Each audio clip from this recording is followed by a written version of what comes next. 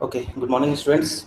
So, so we were in the chapter of op-amps, and very quickly we will see what we have done in the last lectures, and then we'll switch to our main content for today.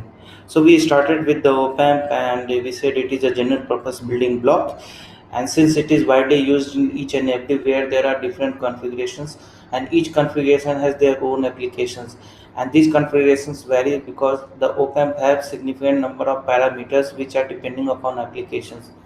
Like if swing is important, in some places swing is required, in some places high gain is required, in some places precision is required. So based on the requirement, we choose the topologies of the amplifiers. So we have gone through all the performance parameters, then we went to the single stage, and then we also looked in parallel to that, in other than the designing part, we are also looking at the stability point of view, because once we use any amplifier in any application, at the same time the stability is very important. So we gone through some examples like voltage buffer design, then unity gain buffer, what are the limitations, and can we use the high gain op amp as a unity gain buffer. Then there was a problem of the range of the swing. So all this cascode stage cannot be a good buffer. So all these things made us to think that directly blindly we cannot go any amplifier designing part. We have to check first what is the amplifier, which property of amplifier is being more, whichever topology we are choosing in that topology, which parameter is very good, or based on the parameter which is focused while designing, we choose the applications. Then to work, then if suppose any amplifier has some drawback, then we can modify also through some design techniques. So we were in the designing of voltage buffer. So cascode was creating a problem because the swing was limited. So we gone to the overcome technique here using the folded cascode. By this way the common mode, what by this way the range of the swing was increased, at the same time the gain is maintained. So using this technology, the op-amp was designed, and in the folded cascode architecture, due to the increased number of current sources, the power got increased. So again, with folded cascode, one drawback came into the picture, that is the power dissipation. Then we with the folded cascode op amp, it is providing some gain, and further if you want to boost without disturbing the buffer application, then we can do the cascoding. Okay, this increases the swing. However, at the same time, due to increase, sorry, it is not, it is increasing the gain. However, at the same time, due to increase in the cascoding transistors, the swing gets limited. So again, so if you recall your octagon picture of the analog design which I gave you in the first class, whenever we try to enhance some parameter, the associated some parameter gets degraded. So each time with modifications, some changes will come out, and it's not necessary that everything will go in positive direction. So that's why I'm saying, based on the application, we choose the topologies. And then we shown that suppose any op amp you want to do the analysis. So doing the analysis of op amp is the two ways: either you directly go for the small signal model and do the analysis, that will give you the clear picture and the exact, almost the exact parameters and the values. But generally it is not being carried, because as we go for the higher designs, the number of, with each transistors increasing in number, the complexity of analysis grows. So we use inspection method, the top view method. In the top view, we just look at what will be the approximate gains and what are the things, and whether we are able to achieve nearby to our predicted value or not. If it is just near or here or there, then we go for the designing part. Okay, and once the design is confirmed and everything is fine working, and then further after that, devoting time in doing the complex analysis can be done. Because if we do analysis of a wrong circuit, then the whole cost and money and time will be wasted. So we first, in the first stage, we do inspection method. We try to convince ourselves, okay, my amplifier is good enough. Then we go for the simulations, and then we To support the simulation, we do the mathematical analysis and we prove that our design is the best among all. So to folded cascade, we did the analysis, and then the two versions will be always there. One will be your single ended and another will be your differential ended. Turn off process. Okay. So now, then alternative to the high gain stage, or in the single stage, if we increase the gain, then swing is limited. So another way to, instead of doing the vertical design, we can go for the horizontal, that is means a multi-stage amplifier. So in this, a two-stage amplifier we see. The stage 1 will be responsible for providing the gain, and stage 2 will be responsible for providing the swing. And then we do the analysis of these two stage op amp with respect to the cascade, because the gain will be approximately the same. However, the swing will be more in two stage compared to the cascade stage. Okay, and then we have seen how the swing will be more.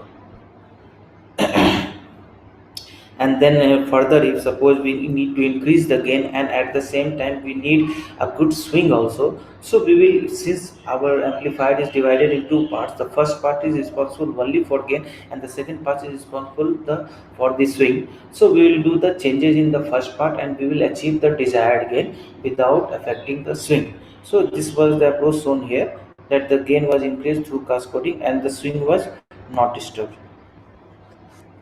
So again, if you need higher gain, again we can do cascading triple or four. But at the same time, when we are increasing the cascade, the voltage swing, the effective voltage generated at X or Y can be very less than compared to VVD. So compared to VDD, and that may be not be enough to turn on the second stage. So that also a limitation in two stage. Okay. So what the conclusion was drawn, that increasing stages can further increase the gain, but it will also increase the poles. So hope to have, so that's why it is preferred to always go for two stages here. One approach in the vertical direction, if you cascade transistors, the gain will increase in vertical direction if we do cascade. But another approach, if we go for a three stage or four stage, number of n stages, so n stages will, what it will do, again n stages will increase the gain, my gain will increase, but at the same time the poles will also increase.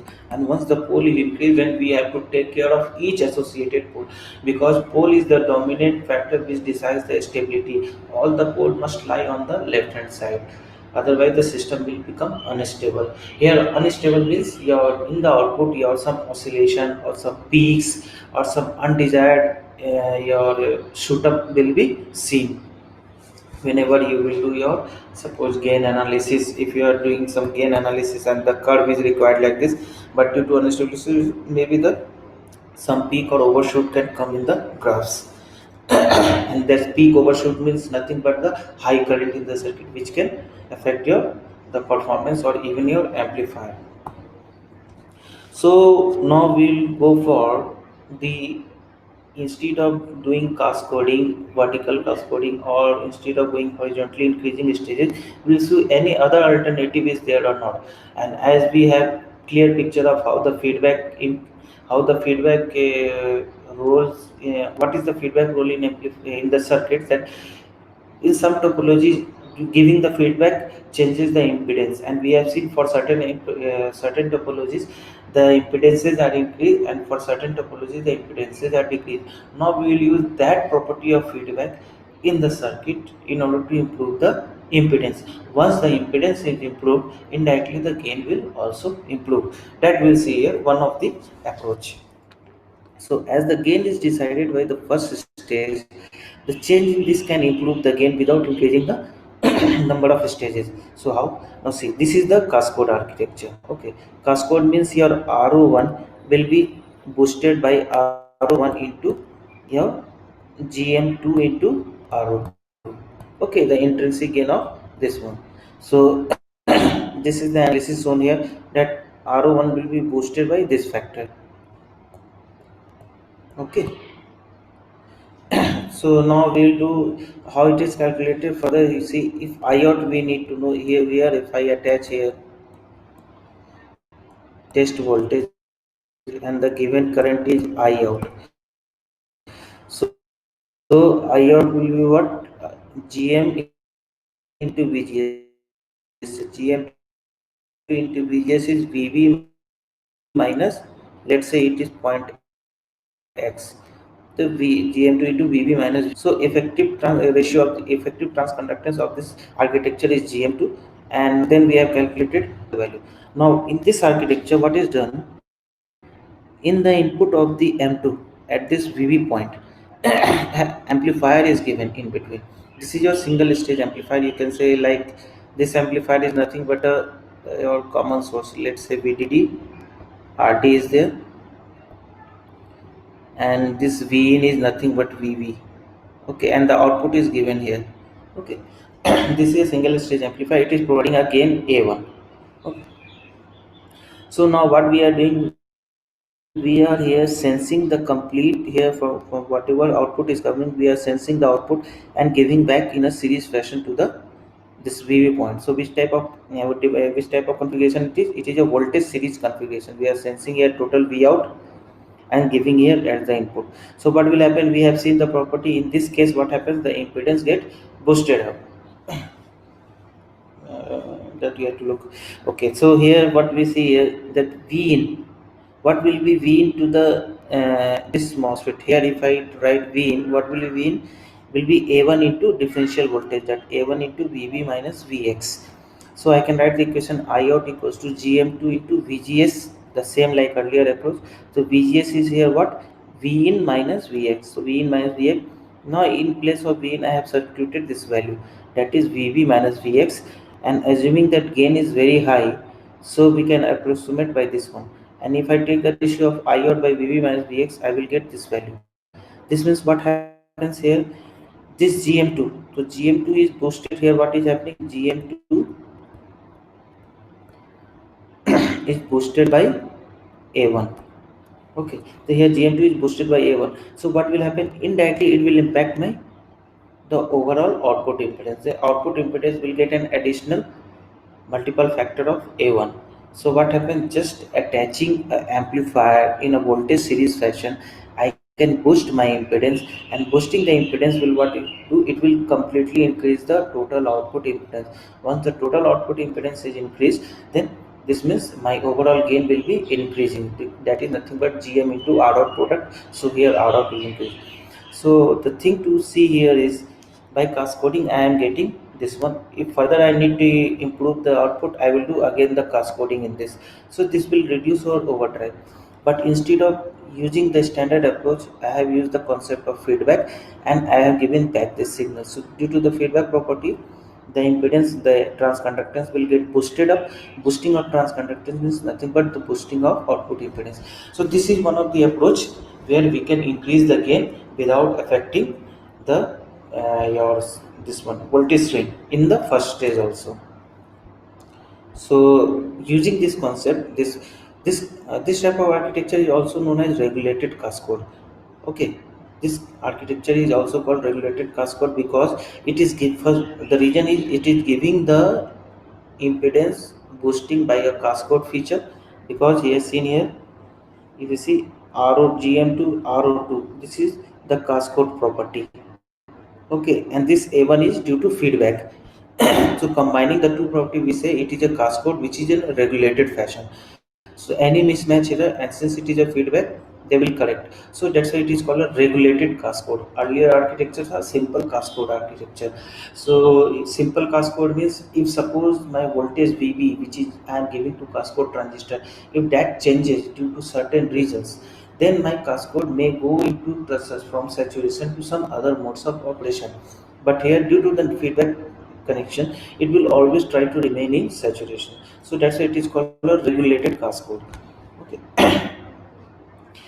And then if I apply this regulated cascode concept in a circuit where if you see this A1 part, so this is your A1 block and two transistor RO1. So total effective output, if you see here, GM2 output 3 and A1, this is A1. A1 is here what? It is a common source amplifier. The common source amplifier gain is given by GM3 into RO3, because it is a current source, so you will product. So this is here. So if you see here, the gain is this RO is getting boosted by this parameter number 1, and also by again the intrinsic gain 2. So this means it is acting like a triple cascade. So it is nothing but a replacement of triple cascade. Okay, so if we go for triple cascade, what will happen? My voltage swing will decrease, but here voltage swing is really just limited to one or two overdrives. One is this one, for this one. If we go for triple, it will be 3 times. So here you can see the gain is achieved equal to triple cascade, but the swing is limited to simple cascade. Okay, double cascade you can say. Now this concept is applied to this particular circuit, where this is the common source amplifier. So this is the load part. So in the load part, what it is done, this cascade feature is applied in the in the this one, at the drain of the M1. So what will happen again? The gain is GM into R0 to GM1 common source its configuration into R0. R0 is the this factor. So you see, with these two transistors and to this third one as a feedback, my output swing is still acceptable, in the acceptable range, but my gain is drastically improved. Okay, so this is the beauty of cascade. So we have to take care while designing that if suppose I don't want to have a high gain, I want a very low gain, but I want a very good swing, then I can use some other feedback topology where impedances are reduced by the 1 plus a beta, and that I will introduce here. So based on the requirement, we decide, like here our requirement was to improve the impedance without affecting the swing. So we did this voltage series connection. So here the output swing in the tray, if you see, okay, 1 minute. Okay, so here one drawback with this architecture is that it has okay, the output swing is getting reduced 1 VOV plus 1 VGS, and it is 2 VOV. In simple cascade, this is the configuration. Okay, so 1 VOV, and this is 1 VOV. Okay, so we are getting here 2 VOV in the cascade, but in the regulated cascade we are getting here, this is plus VOV, and this is nothing but actually VGS. Okay, in the open we'll see 1 VGS means almost we'll say here gain boosting. Using this feedback topology, you will get here 1 VOV plus VGS, and here it is 2 VOV. Okay, so generally VGS and VOV relation is a difference of 0.1 or 2 volt. So not much difference, but a little bit swing will be reduced in this architecture when we do exact calculation of comparison of the swing with the cascade. Okay, so this topology is now attached in the differential amplifier. So this is a differential amplifier. So how this topology is there?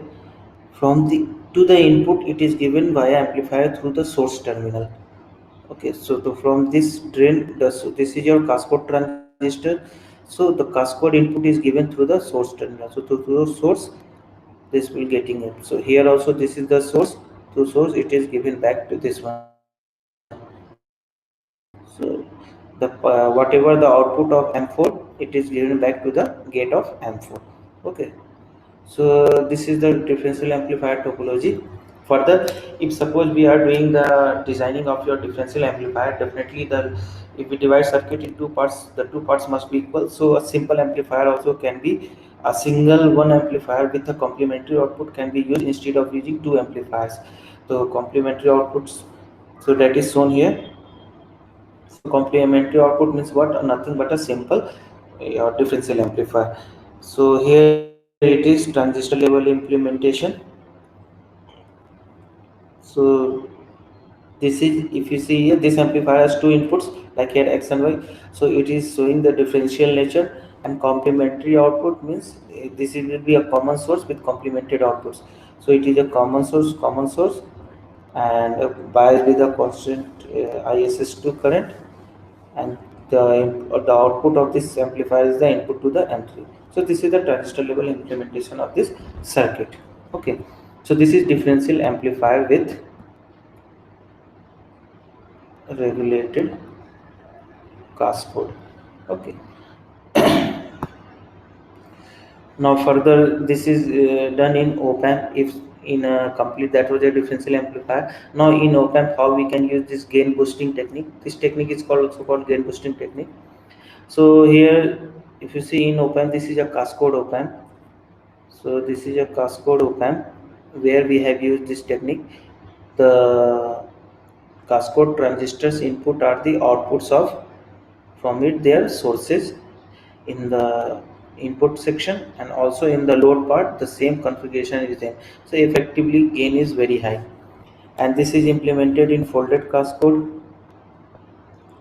In the folded cascode also we can implement the same technique. Okay, and here the output swing becomes independent of the input. Here the output swing was a function of input, here it is independent. So the theme is to say that once we identify any boosting technique, not only this, any technique, and then we can use to any type of op amp. Okay, and then we can achieve our desired parameters. So suppose now I want to compare. Now since we have seen all the cascode, we'll try to compare. So telescopic here is nothing but your cascode only. Another name is your cascode. So you see for cascode gain is medium, but the highest gain is achieved in gain boosted op amp or a two-stage op amp, you can say. Okay. In both cases we will achieve high gain compared to this one. Now if we come to the swing level, the output swing in two stage will be more, because in the output only a common source amplifier is there, but for a gain boosted it will be little bit reduced, because we have seen it is the sum of VGS and VOB. But in this one it is the swing is high in two stage, and if we calculate the speed will be highest you will see in the telescopic, in the cascode architecture. Okay, and because this is a code, your this one, yeah, ROUT will be very high, and compared to power, the maximum power will be achieved in your maximum power dissipation will be occurred in gain boosted. And the reason we can say for this is your more number of current sources. Okay, increasing number of current sources, due to that the power will increase. And if I want to compare noise, since noise we have not discussed, the lowest noise you will see in two stage op amp. So if you take the overall picture, what you will see that your this two stage op amp proved to be much more better compared to all. Okay, so two stages compared to all, it is very much preferred. So this is preferred in almost all type of op amps. Wherever applications are there, any application, we always try to go for two stage. And if a requirement by the customer is there ki no, I need high gain, then we go for gain boosting. Okay, so this was all about your two stage op amp, how to improve the gain in single or two stage through some technique. Now another parameter of this op amp is your common mode feedback signal. Okay. So common mode feedback signal, see some points I have written here. So it has been observed that fully differential circuit has many advantages. Okay, difference here, it means that differential circuit is more stable compared to your this one single ended output. Over there single ended output, it is just nothing but talking about the stability and your swing, because complementary output is there, so definitely stability and swing both will be better. So in addition to greater output swing, definitely what I was saying, differential op amp avoid mirror poles, because there is no current mirror, so no mirror poles, thus achieving a higher closed loop efficiency. be speed. This means it will be a faster. So compared to your differential amplifier without current mirror will be having, since differential amplifier without current battery output improving the swing, so there is a requirement of one circuit which is called your common mode feedback circuit, which will control the common mode output level in presence of mismatch. Okay, suppose in your differential amplifier, this is your differential amplifier. Okay, and here resistive load is there. It is the complementary output V01 V02. So it is saying that if this is if this is such a, if this circuit is so much preferred, and if the gain is very high, if any mismatch occurs at these 2 points, then maybe the chances that the output common mode can deviate from its position. Okay, so output common mode deviation means what? If the Vout is decreasing very much, this means your current is reducing here. Reducing of this current means this input transistor is leaving its mode of saturation and entering into the linear region. But for an amplifier, we need the MOSFET to be in saturation. This means I should have a control on Vout also. Due to mismatch, Vout should not decrease below the minimum required level. Otherwise, it will switch on the MOSFET region of operations, which is undesirable. So that's why we need a tracker which will track the output, that whether it is always in control or not. So that type of tracker is called your common mode feedback circuit. Okay, so simple feedback is what? Simple feedback will require high precision. Means if any error is there, that will try to suppress in the output. But if the output is going leaving its boundary here and there, that will control by the common mode feedback circuit. Okay, and actually it is under the common mode input. If the input is same to the both transistor, that is with the DC bias, and in the same case the output will be same. So that time this common mode feedback circuit plays the role, and it sees that output is in the acceptable range or not. Okay, so this is the picture shown here. So this is your differential amplifier. Okay, and what is the requirement here? This ISS will be flowing equally in this two, here ISS by 2 and here also ISS by 2. So I can write the equation V out as VDD minus IS2 into RD by 2. Okay, the voltage here. Further, this is the configuration as a your this one voltage follower, like that output is sorted to the input in differential case, and then here it is shown that this ISS is implemented through a current mirror architecture. Now I want to flow here ISS by 2. This means the current flowing here is ISS by 2, because this is a PMOS current mirror. This means the current flowing here must be ISS by 2. Okay, and then this means the current flowing here must be ISS, because this is a tail current. So from ISS I need ISS by 2, and we know in the current mirror the device the decreasing the device dimension, I can achieve this desired parameter. So here 2 W by L is used, here simple W by L. What will happen? Whatever current flowing through M5, it will be getting divided by half in the MB1, and that MB1 will propagate to MB2, and MB2 will give equal current to M3 and M4, ISS by 2 and ISS by 2. So this will be modeled this amplifier completely by my components, the transistors, no sources. So now, okay, the circuit is fine, everything I have done. Now you know that current mirror is not always perfect. There will be certain drawbacks like channel and modulation and some others. Mismatching error can be there. The strong reason to support this statement is this is NMOS current mirror, this is PMOS current mirror. So it is not necessary that whatever current is being carried by NMOS will be always propagated. This will be same, okay, but it will not be always that this will be ISS by 2. This may be less than ISS by 2 or not fixed, but this will be somewhat little bit change can be there. It is based upon how precisely the devices are matching to each other. So here we see the requirements. What is the problem? Observation is due to NMOS and PMOS current mirror mismatch. Okay, so maybe this current mirror and this current mirror mobility is different, then their fabrications are different, so maybe some mismatch will definitely come.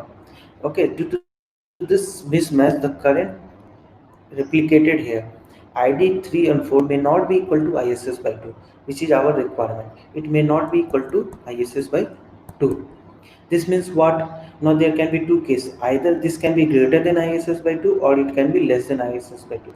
Suppose if it is greater than ISS by 2, this current is very high flowing here. If the current is very high flowing here and at the tail I need only ISS, we have restricted here by ISS. So what will happen? The transistor will try to reduce its current so that the sum of these two becomes equal to ISS. So transistors try to reduce means what? It will try to move from saturation to linear region, so it must enter into the linear region. Okay, this means what? Here the GM is getting reduced. If it is less than ISS by 2, then what will happen? Here less current is flowing, so what will happen? This M5 will try to reduce its space, its capability to ISS, so that this can accommodate the sum of these two. Then M5 can enter into the linear region. Here also GM is getting reduced. So due to this, if we are not controlling these things and the transistors are moving from saturation to linear, and due to this the overall transconductance is getting reduced, this means my gain will be reduced. My calculation shows okay, I will achieve the gain of 10, but due to this mismatch errors which is not easily visible, my gain will come up to 8 or 7, and we may not know the reason of this one. So it is very important to look at these errors. But however, and the reason for this drastic decrease is that high gain amplifiers can easily amplify the errors. What is happening? Let's say here IP current is flowing from PMOS block, IN current is flowing from this one. Now ideally this IP should be equal to IN. This is the requirement. But due to these errors, what will happen? Some difference of current will flow in this side. Okay, the parallel combination of the level voltage. So if my gain is very high, it will amplify this signal. If my gain is less, so definitely the contribution by this will be of your suppose nanovolt. So if contribution of error is nanovolt or you can say microvolt, then no issue. But if its contribution is some hundreds of millivolts, so definitely it will impact my performance. So that's why when we are dealing with high gain amplifiers, that time this CMFB is must. It's the common mode feedback is must. For low gain amplifiers, if we do not care about common mode feedback circuit, but if we are designing high gain amplifier, then at that time we need to take care of common mode feedback circuit, where to include and how to include. So now you know what is common mode feedback. Now what are the what are its function? In high gain amplifier, the output common mode is sensitive to device parameters and mismatch. So a common mode feedback network must be added to sense the CM level of the two outputs, that is V01 and V02, and adjust one of the bias current in the amplifier. According to the variation in output, it will try to reduce the current and such that the transistor does not leave the region of operation. This means an extra secondary block will be there which will scale down the current and it will give back to the differential amplifier. So the role of common mode feedback we can divide in three parts. Number one is sense what is the output common mode level first. Second, then compare with the reference. Some reference voltage I will give that this should be the common mode signal at the output. So it will compare with this. If any error is there, then it will return to the bias network, just like a feedback correction is there.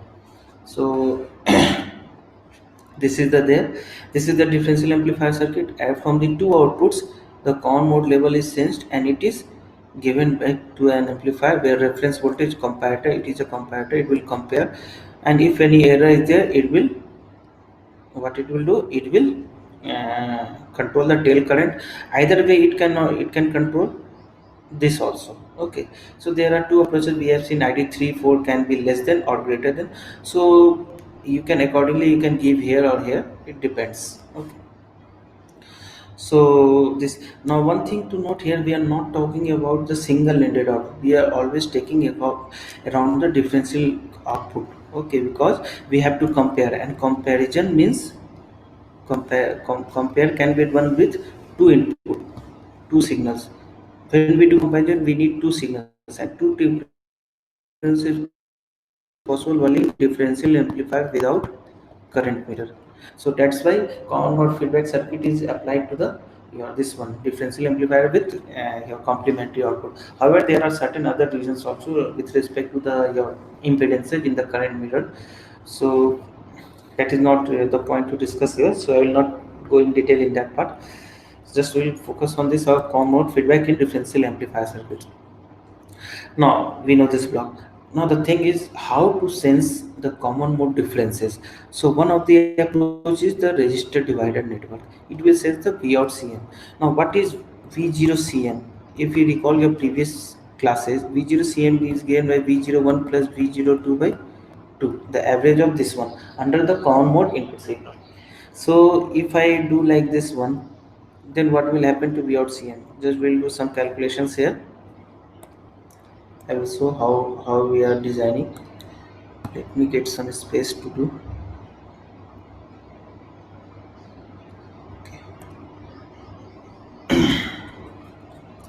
So if I write the nodal equation at this point, so what I will write here is, so what I will write here at this node, V01 minus V0 Cm, the current flowing inward by R1 will be equals to V02 minus V0 Cm divided by R2. So just arrange V0 Cm will be 1 by R1 plus and minus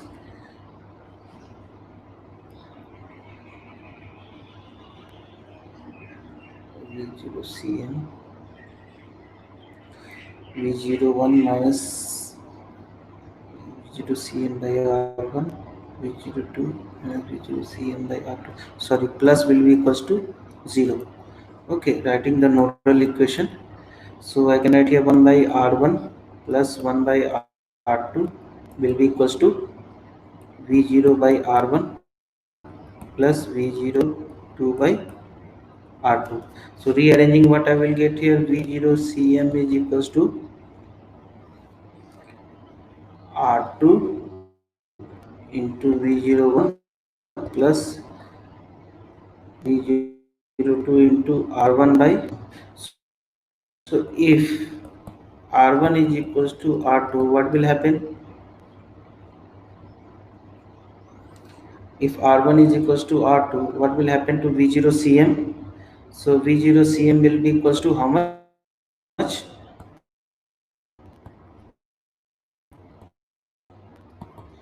V01 plus V02 by 2. So we will achieve the, this means, so from this we can sense the common mode signal. If both resistors are matched, then I will achieve the common mode voltage, what is my required voltage. Okay, so this resistive divider technique we can easily sense the common mode signal.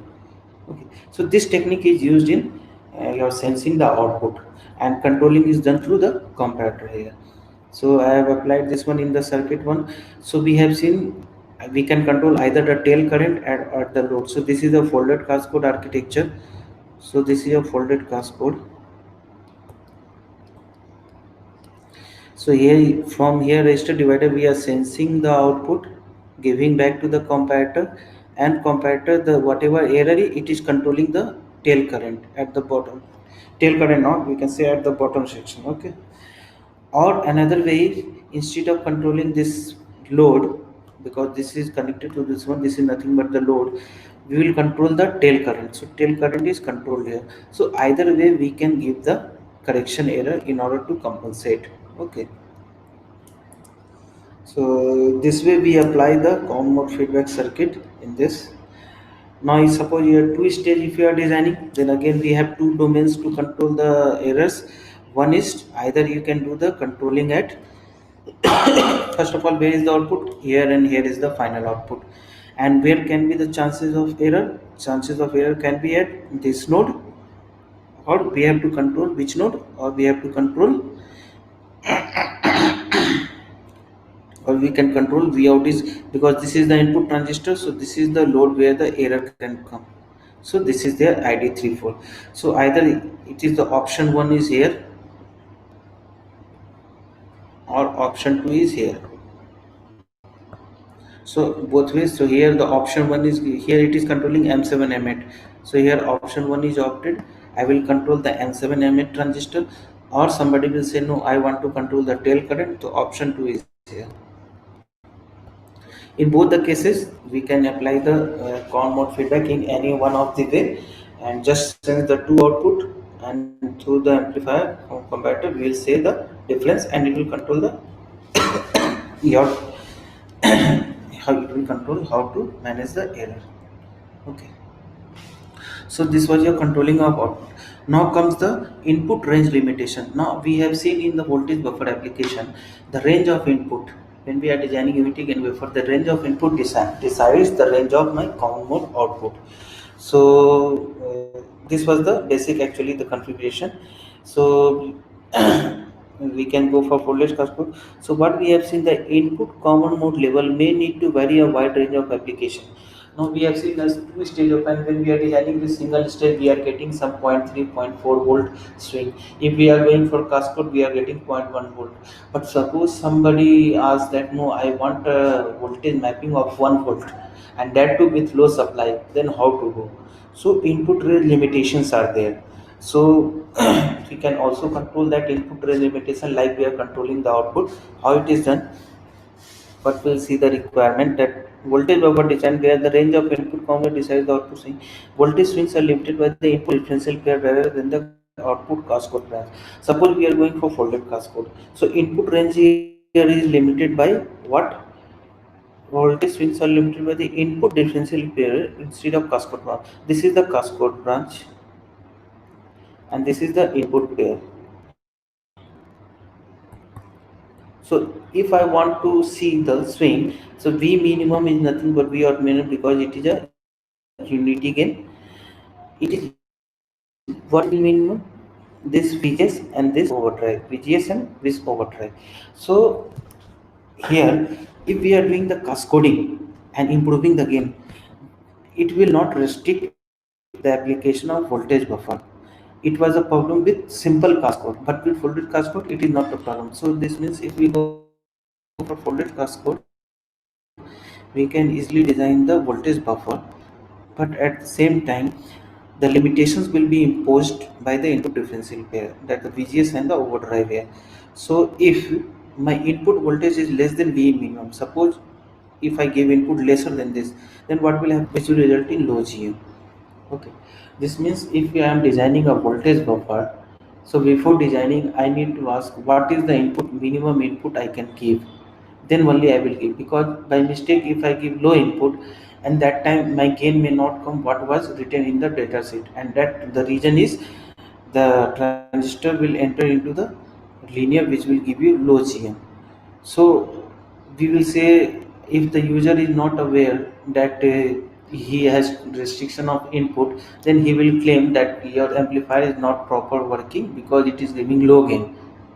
So we need to take care of input range limitation. So how to overcome if such type of requirement you want to move, because once we buy amplifier we cannot ask each and every specification that what is the foundation, what is the restrictions. We just want the application, okay, amplifier just give the input.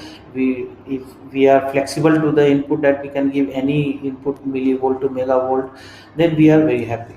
So we need to overcome such type of drawbacks. So simple approach to extending the input common is to incorporate both NMOS and PMOS differential pair. So what we'll do, we'll use the complementary configuration here, such that when one is dead, the other will be alive. This means when input signal is very low, the NMOS cannot be turned on. Here what is happening? In this case, if suppose input is very low, then this can be off. When this is off, definitely it will not work. So that time what to do? Then We were not aware that there is a limitation and just we given the input. So amplifier not working, you say it is not working, it is not working. So in that case what I will do is, when input is very less, I will replace this NMOS by the PMOS, and PMOS will take care. And when input is very high, the PMOS will off and NMOS will take care. So a complementary section if I introduce in the input pair, then I can easily achieve the parameters. So here it is the complementary function. It's just like your push pull amplifier. If in your analog electronics, if you have studied in the output section, we use push pull amplifier when you are doing your power amplifiers. Okay, when one is dead, another is active. No. Okay. So uh, input range both and also such that when one is dead, another is alive. This means we have to combine two folded cascode op-amp with NMOS and PMOS input differential pair. So this is the load, the cascode, the load of the folded cascode, and these are the differential pair. When input is very less, when input is very small, what will happen? The PMOS will turn on. So here, in this case, here PMOS pair will take pair action, and it will give my buffering application. And when my input is very high, this will be off and this will be on. So here NMOS will take the role and it will lead the circuit. So in either case my circuit will be completely always working. The only problem will be increased number of current sources to bias the PMOS and NMOS. So when the input common mode level approaches the ground, ठीक है, the low, the NMOS where transconductance drop, definitely NMOS is off, so no transconductance. So PMOS remains active, allowing normal operation. Conversely, if your input CM is VDD, then your PMOS will remove the obstacle of input range limitations. Okay. Then comes another parameter is the slew rate. What is slew rate? Slew rate is the slowing of the output. Slowing of the output means, if suppose just recall a simple RC circuit is there, if I give a step signal, then it will start charging. Okay, so what is this rate? Is a function of this rate is a function of your time constant, that is RC product delay. So slew rate is actually the study of large signal behavior. Okay. So slew rate is the study of large signal behavior. In any linear system, the slope of step response is proportional to the final output that we have to achieve. Okay. If we apply a larger step input, the output rises more rapidly. Suppose the input amplitude is very high, then here you can see input amplitude is increased.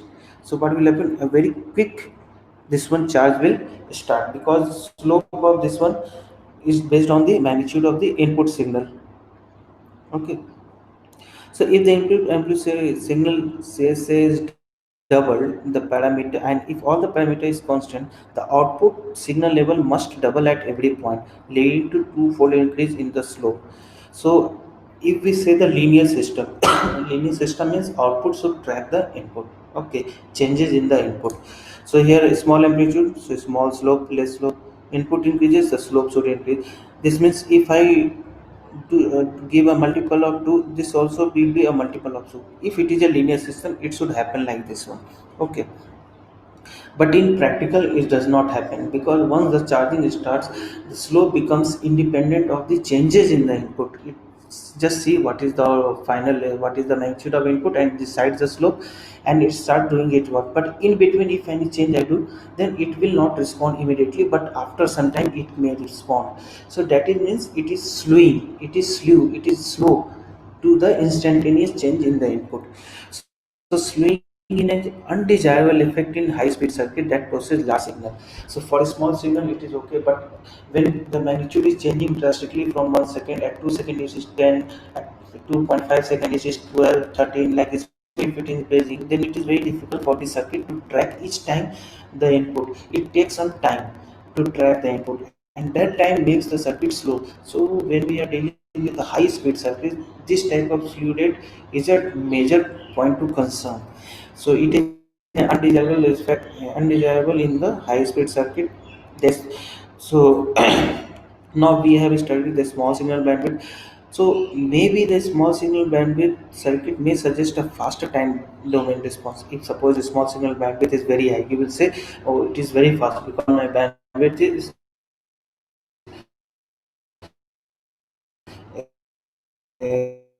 this one. Based on the bandwidth, you will say the time response. However, the large and discharging remains in the circuit is small. Now we are doing two types of analysis to the same circuit. First, we are giving a millivolt, and then we are observing the bandwidth, the f of the frequency. Okay, so based on the f, we decide, okay, this is the speed of the circuit by doing 1 by t.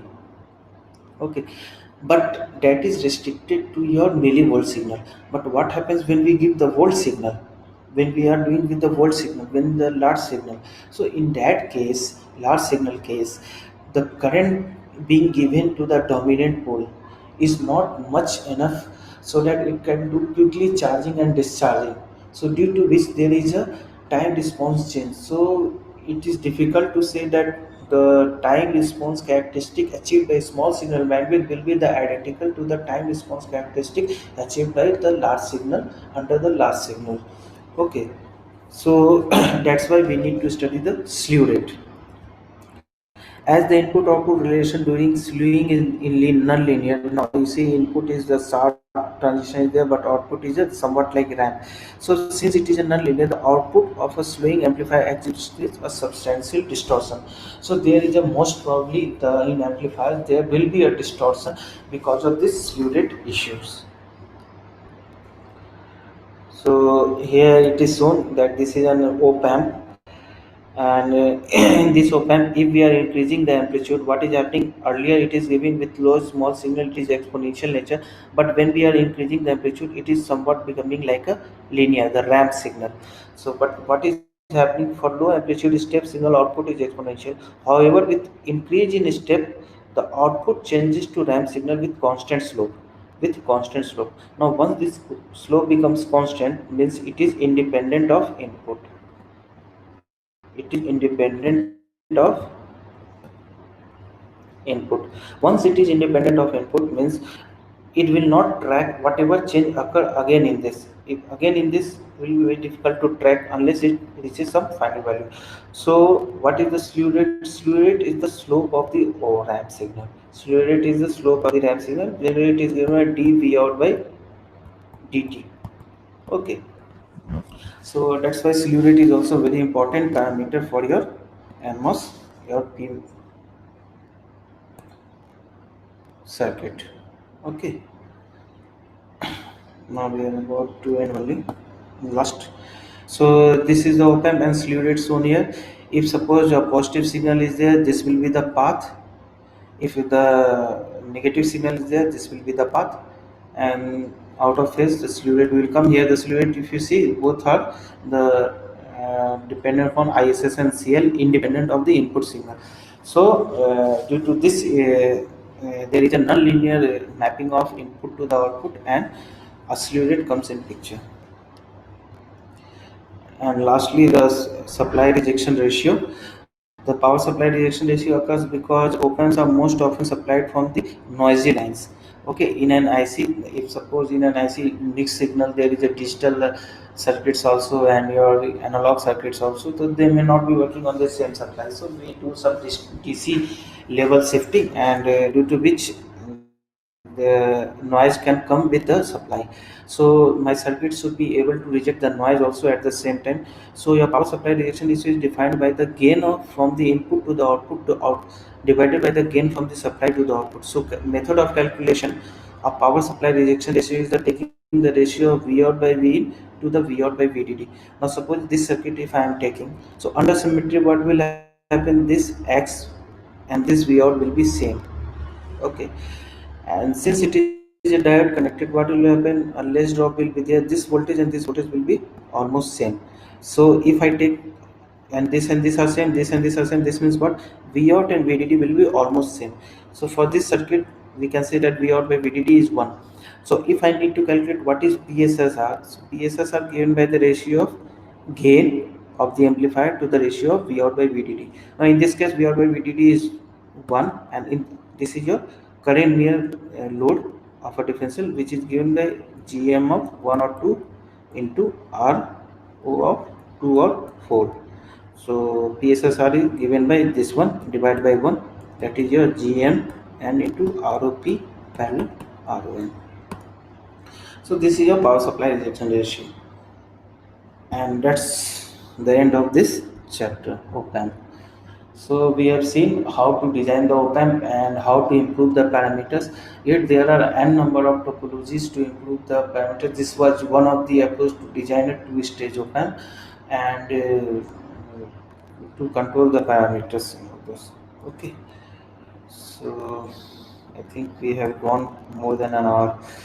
So this was all about your op-amp, and next we will see the compensation of this op-amps. Okay, so right now I will stop here. Okay.